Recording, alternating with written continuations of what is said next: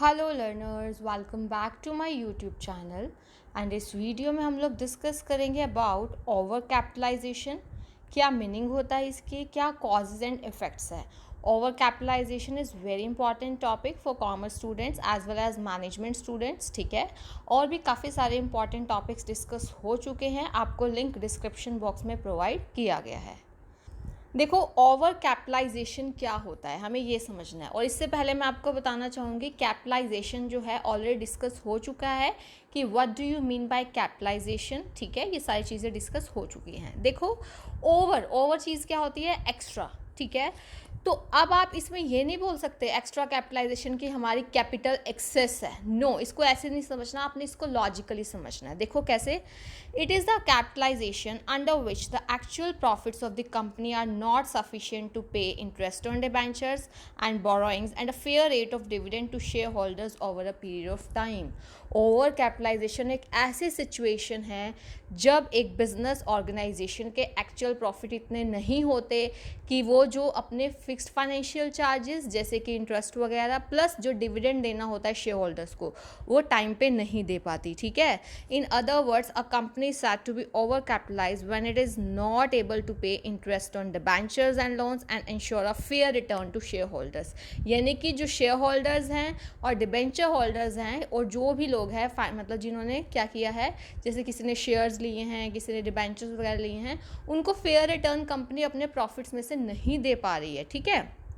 So, thus, a company is said to be overcapitalized when it earns less than what it should have earned as a fair rate of return on its total capital। अपनी total capital पे जितनी fair return होनी चाहिए थी, company को जितना return मिलना चाहिए था, उससे कम हो रही है रिटर्न, इसीलिए इसको हम ओवर कैपिटलाइजेशन बोलते हैं, ठीक है। और एक और चीज़, शेयर्स की आप अब देखो क्या होता है, बुक वैल्यू होती है शेयर्स की, ठीक है, और एक रियल वैल्यू जो चल रही है। तो अगर आप कंपैरिजन करते हैं book value with real value of shares, तो इससे भी आपको ओवर कैपिटलाइजेशन का पता चलता है। जब रियल वैल्यू जो है आपके जो शेयर्स की क्या हो जाती है, देखो, जब शेयर्स की रियल वैल्यू जो है वो कम हो जाती है बुक वैल्यू ऑफ शेयर से, मतलब अगर हम रियल वैल्यू निकालें वो कम है शेयर्स की बुक वैल्यू से, तो हम कह सकते हैं कि हमारा बिजनेस जो है ओवर कैपिटलाइज्ड है। ये चीज़ें जो कुछ पैरामीटर्स है जिससे आपको पता चलता है कि हमारा बिजनेस ओवर कैपिटलाइजेशन से सफ़र कर रहा है, ठीक है। तो आपको पता कैसे चलेगा, जनरली 3 इंडिकेटर्स हैं आपके। The amount of capital invested in the company business is much more than the real value of its assets. यानी कि आप ये कह सकते हो जो आपने इन्वेस्ट किया हुआ है ना कैपिटल में, बिजनेस में, वो जो कैपिटल का अमाउंट है ना, एसेट्स की रियल वैल्यू, अगर हम रियल वैल्यू देखें तो उससे वो ज़्यादा है। रियल वैल्यू की बात हो रही है यहाँ पे, ठीक है। Earnings do not represent a fair return on capital employed. और जो हमारी कैपिटल एम्प्लॉयड है उस पर जो अर्निंग्स हो रही है वो फेयर नहीं है, फेयर रिटर्न हमें प्रोवाइड नहीं कर रही है। A part of the capital is either ideal और invested in assets which are not fully utilize. यानी कि आपने कैपिटल ऐसी एसेट्स में लगाई हुई है जो फुली यूटिलाइज नहीं हो रही। अब हम पढ़ेंगे कि कॉजेज़ क्या है ओवर कैपिटलाइजेशन के, किस किस कारणों से, किस किस वजह से हमें ओवर कैपिटलाइजेशन होता है। सबसे पहले, promotion of the company with inflated assets. यानी कि अगर मान, इन्फ्लेटेड मतलब अगर आपने जो कंपनी की एसेट्स हैं उनको हाई प्राइस पे परचेज़ किया at the time of promotion, ठीक है, which have no relation with the earning capacity of the company. यानी कि आपने प्रमोशन के टाइम तो क्या किया, एसेट को हाई प्राइस पे परचेज़ कर दिया, और अर्निंग कैपेसिटी का तो बाद में पता चलेगा कि हमारा बिजनेस कितना अर्न कर सकता है। तो हम कह सकते हैं कि जो कंपनी है वो ओवर कैपिटलाइज्ड है, okay. Such a situation arises specially when at the time of conversion of partnership firm और a private company into a public company, its assets are transferred at a price higher than their book value. यानी कि जब आप मान लो partnership firm को या फिर private company को पब्लिक कंपनी में चेंज कर रहे हो, तो इसकी जो एसेट है आपने ट्रांसफर्ड की हैं at price higher than their book value से हायर प्राइस पे। तो as a result the book value of these assets become higher than their real value. तो अब देखो, रियल वैल्यू से ज़्यादा हो गई ना बुक वैल्यू, अब रियल वैल्यू से ज़्यादा जब बुक वैल्यू है तो इसका मतलब ओवर कैपिटलाइजेशन है। Sometimes promoters also transfer their assets at higher value. कई बार खुद की एसेट्स भी वो जानबूझ के हायर वैल्यू पे कर देते हैं, ठीक है। हाई प्रमोशन एक्सपेंसेस, मान लो जो प्रमोशन के टाइम पे काफ़ी सारे एक्सपेंसेस होते हैं, आप लोगों को पता ही है. If promoters have spend heavily at the time of promotion there can be situation of over capitalization. यानी कि अगर मान लो प्रमोशनल एक्सपेंसेस पे बहुत ज़्यादा खर्चा किया है तो ओवर कैपिटलाइजेशन की सिचुएशन हो सकती है. Sometimes promoters are paid excessive remuneration in consideration of their services. मान लो जो भी उन्होंने सर्विस दिया उस टाइम उनको रेम्यूनरेशन उनकी सर्विसेज से ज़्यादा मिल गई, ठीक है, तो ओवर कैपिटलाइजेशन आता है. ठीक है, because a major part of the earnings is use to write off these expenses. आपने देखा होगा हम प्रिलिमिनरी एक्सपेंसेस को राइट ऑफ करते होते हैं, तो अर्निंग्स का अगर आपने प्रमोशन एक्सपेंसेस ज़्यादा किए हैं तो आपको राइट ऑफ भी उनको ज़्यादा करना पड़ेगा, अर्निंग्स का पार्ट राइट ऑफ होगा, जिसकी वजह से कंपनी को डिविडेंड वो टाइम पे नहीं दे पाती है इसके, और ये ओवर कैपिटलाइजेशन का एक इंडिकेटर है. ठीक है, थर्ड है over estimating earnings eight the time of promotion. Promotion के टाइम पे आपने अपनी जो अर्निंग्स फ्यूचर में होने वाली है उनको ओवर एस्टिमेट कर लिया, ज़्यादा एस्टिमेट कर लिया. If at the time of promotion the earnings of a company are over estimated, this may result in a situation of over capitalisation.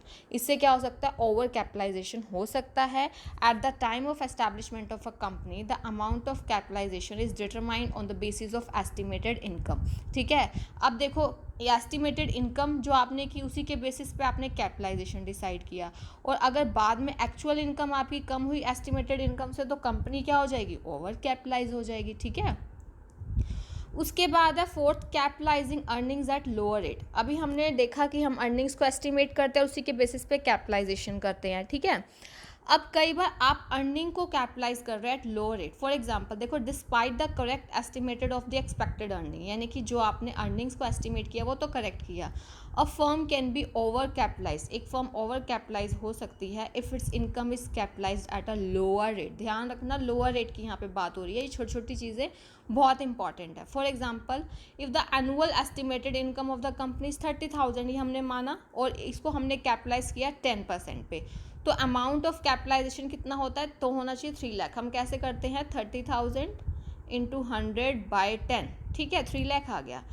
If it is capitalize at the rate of 12%, अगर हम इसको 12% पे करते so the amount of capitalization should have been 2,40,000. ठीक है, हमने अगर मान लो हमने 12% पे करना चाहिए था लेकिन हमने 10% पे कर दिया. 10% पे करने की वजह से हमने कैपिटलाइजेशन को ओवर कर दिया, 3 लाख कर दिया, जबकि ये 2,40,000 होना चाहिए. So use of lower rate of capitalization में कोज ओवर कैपिटलाइजेशन. ठीक है, उसके बाद देखो फॉर्मेशन और expansion of the company during inflationary period. अगर आपने कंपनी का फॉर्मेशन या फिर जब एक्सपेंशन कर रहे हो एग्जिस्टिंग कंपनी का, वो आपने इन्फ्लेशनरी पीरियड में कर रहा है, यानी कि जब महंगाई चल रही है, ठीक है, तो भी ओवर कैपिटलाइजेशन आ सकता है. Because during inflation the prices of all the goods are high. As a result, the assets of the company are purchased at higher prices which have no relation with the earning capacity. तो क्या होता है इसका, अब assets आपने high prices पे purchase कर ली, इसका अर्निंग कैपेसिटी से तो कोई रिलेशन नहीं है. ड्यू टू दिस रीज़न जो अमाउंट है आपने कैपिटलाइजेशन का वो ज़्यादा डिटरमाइन किया. Letter when the inflationary period ends, जो इनकम है कंपनी की रिड्यूस हो जाती है, जो रियल वैल्यू है वो कम हो जाती है बुक वैल्यू से, और जो कंपनी है वो ओवर कैपिटलाइज्ड हो जाती है. नेक्स्ट रीज़न है शॉर्टेज ऑफ कैपिटल. समटाइम्स क्या होता है कि जो shortage of capital also gives rise to over capitalization. ठीक है, शॉर्टेज ऑफ कैपिटल का मतलब यहाँ पे क्या हो गया, मान लो wrong estimates of capital by the promoters may cause determination of less amount of capitalisation. अगर आपने एस्टिमेट से जो प्रमोटर्स कंपनी को बनाते हैं उन्होंने रॉन्ग एस्टिमेट किया है, तो मान लो उन्होंने लेस अमाउंट ऑफ कैपिटलाइजेशन किया, ठीक है, लेकिन हो सकता है later total needs of the business for funds are not fulfilled, यानी कि अगर हमें जितना पैसा चाहिए था हमने उससे कम मतलब एस्टिमेट किया, तो इससे हमें क्या करना पड़ेगा, अब हमारी नीड्स फुलफिल नहीं हो रही तो हमें बाहर से उधार लेना पड़ेगा डेफिशिएंसी ऑफ कैपिटल को मीट आउट करने के लिए हमें हाई रेट ऑफ इंटरेस्ट पे. एज ए रिजल्ट जो मेजर शेयर ऑफ इनकम है goes in the form of interest. ठीक है, तो इनकम जो शेयर होल्डर्स के लिए वो बहुत कम रह जाती है, तो उनको लोअर रेट पे डिविडेंड मिलता है, तो मार्केट प्राइस शेयर्स का कम हो जाता है, इससे कंपनी ओवर कैपिटलाइज्ड हो जाती है. नेक्स्ट देखिए डिफेक्टिव डेप्रिसिएशन पॉलिसी. अब इस ये भी एक रीज़न है, many companies become over capitalize because they do not have adequate provision for depreciation, replacement और ऑब्सोलेसेंस ऑफ एसेट्स। कई बार कंपनीज जो है प्रॉपर प्रोविज़न डेप्रिसिएशन के लिए नहीं बनाती है, जिससे बाद में क्या होता है, इनएफिशिएंसी की वजह से रिड्यूस अर्निंग कैपेसिटी हो जाती है, अर्निंग कैपेसिटी कम हो जाती है। ठीक है, उसके बाद है बच्चे लिबरल डिविडेंड पॉलिसी। देखो लिबरल यानी कि अब देखो, company following to liberal dividend policy continuously for long period of time is deprived of the benefits of retain earning. Liberal का मतलब आप डिविडेंड दिए जा रहे हैं एक्स्ट्रा या फिर ज़्यादा, मतलब खुला डिविडेंड आप दिए जा रहे हैं, जिससे रिटेन अर्निंग आप नहीं कर पा रहे। तो इसलिए जो कंपनीज हैं उनके पास फंड्स तो बचते नहीं है to replace worn out assets, so their operating efficiency suffer. अब उनके पास पैसे तो होते नहीं कि वो क्या कर सके, वॉर्न आउट एसेट्स को, यानी कि जो एसेट्स ऐसी हैं जो ख़राब है उनको क्या कर सके, रिप्लेस कर सके, ऐसी उनके पास होती नहीं है। तो इससे क्या होता है, उनकी जो ऑपरेटिंग एफिशिएंसी है वो सफ़र करती है, फंड्स तो होते नहीं है। सो कंपनी को मतलब जो फाइनेंसिंग करनी पड़ेगी वो कॉस्टलियर सोर्स पे करनी पड़ेगी। देखो अगर आपके पास पैसे नहीं हैं तो आपको बाहर से लेने पड़ेंगे, कई बार ये कॉस्टली हो जाता है, जो अर्निंग कैपेसिटी कम हो जाती है, जिससे ओवर कैपिटलाइजेशन होता है।